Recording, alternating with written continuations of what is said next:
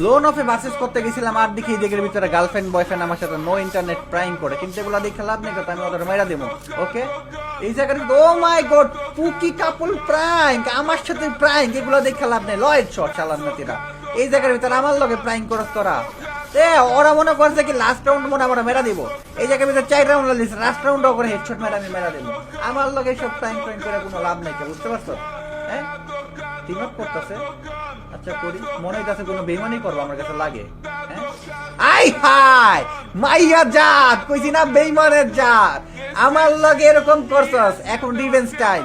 সেটা দেখার আগে তোমরা যারা যারা এখন পর্যন্ত আমার চ্যানেলটা সাবস্ক্রাইব করো না, তোমাদের এত পরিমাণে রিকোয়েস্ট করছি ভাই, আমাদের 1 মিলিয়ন সাবস্ক্রাইব হইতে আর কিছু সাবস্ক্রাইব লাগে, তারপরও আপনারা ভাই কমপ্লিট করে দিতেছেন না, জিনিসটা দেখলে খুবই খারাপ লাগে।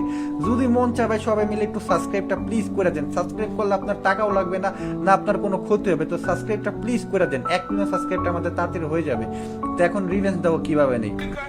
তো এই জায়গার ভিতরে মনে করো আমি আমার এমন মুভমেন্ট দেখানো শুরু করে দিচ্ছি, ওরা মনে করো পাগল হয়ে গেছে গা, ওরা যে আমার মারতেছে, আমার গুল্লি লাগে না আমার শরীরের ভিতরে। এই জায়গার ভিতরে কিন্তু দুজনের আমি হেডশট মাইরা কিন্তু পুশ করে মাইরা দিছি।